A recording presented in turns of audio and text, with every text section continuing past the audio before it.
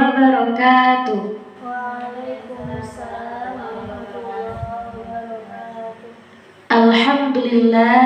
Alhamdulillahi rabbil alamin. Wassalatu wassalamu ala asrafil anbiya'i mursalin wa ala alihi wa sahbihi rasulillahi ajma'in. Amma ba'du. Puji syukur kita ucapkan kepada Allah yang senantiasa memberikan kita rahmat dan nikmatnya. Allahumma sholli ala sayyidina Muhammad wa ala ali sayyidina Muhammad. Selawat serta salam kita curahkan kepada baginda Rasulullah sallallahu alaihi wasallam beserta keluarga dan para sahabatnya.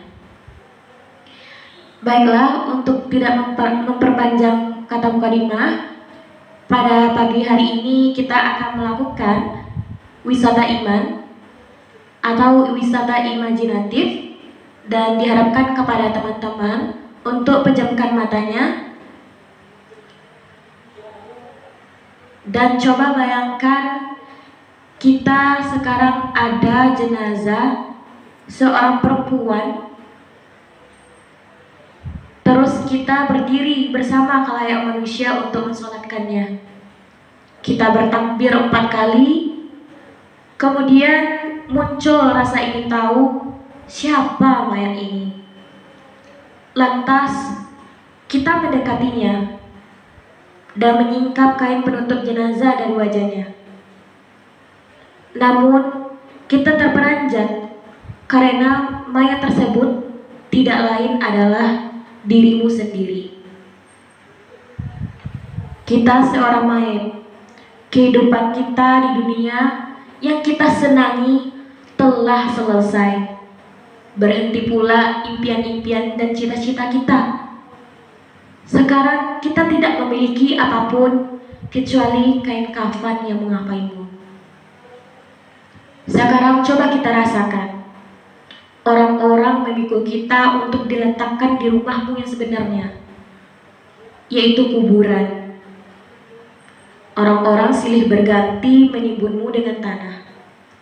Sekarang kita di dalam kubur seorang diri. Setelah dikuburkan oleh orang-orang yang kita cintai. Lalu kita mendengar suara sendal mereka berjalan menjauhi kuburanmu, meninggalkanmu seorang diri tanpa harta, anak, ataupun sesuatu pun.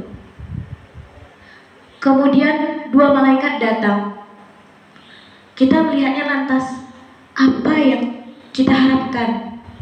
Kita tidak pernah memiliki impian menghafal, memelihara dan mempercayai Al-Quran.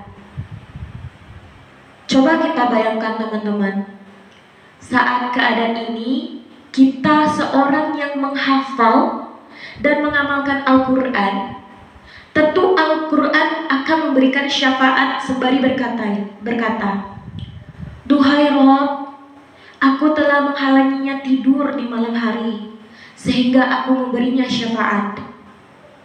Rasakanlah kedudukan dan tempat apa yang Anda dapatkan ketika menghafal dan mengamalkan kitabullah.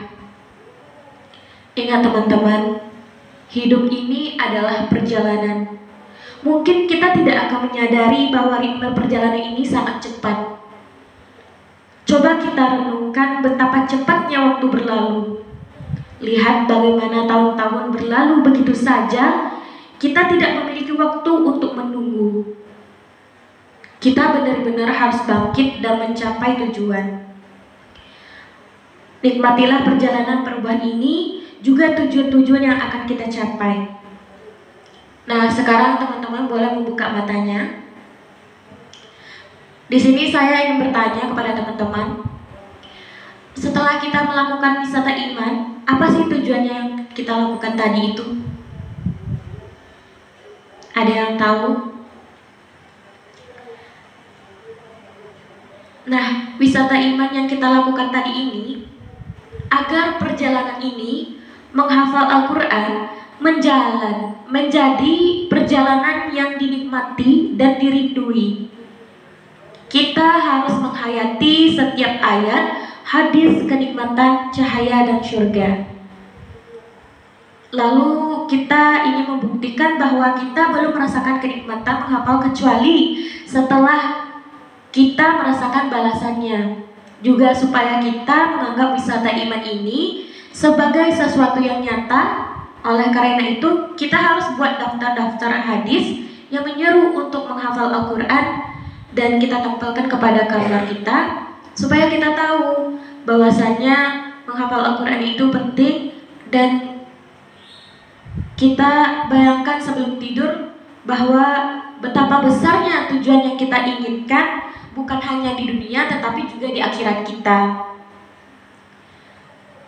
Para ahli psikolog berkata, aib terbesar yang kita miliki adalah kita tidak mau berpikir. Nah, Allah udah memberikan kita akal dan pikiran. Nah, setidaknya kita menggunakan akal dan pikiran kita ini untuk menghafal kalam-kalam Allah. Masa iya untuk ilmu pendidikan, pengetahuan umum kita mati-matian untuk mengejarnya, sedangkan untuk menghafal Al-Quran saja kita tidak punya waktu dan tidak mau. Nah, terus kita juga harus merenung dan berpikir, apa sih tujuan hidup kita? Kenapa kita diciptakan? Tak lain dan tak bukan adalah untuk beribadah kepada Allah, bertakwa kepada Allah. Nah, terus kita berpikir lagi, apakah kita sudah tercapai tujuan hidup kita itu? Apakah kita telah melangkah maju dengan benar dan dalam mencapai tujuan kita? Terus, adakah nggak kesalahan yang harus kita benahi? Nah, demikian wisata iman pada pagi hari ini. Saya kalau ada salah dan jaga mohon dimaafkan. Wabillahi taufiq wa hidayah. Wassalamualaikum warahmatullahi wabarakatuh.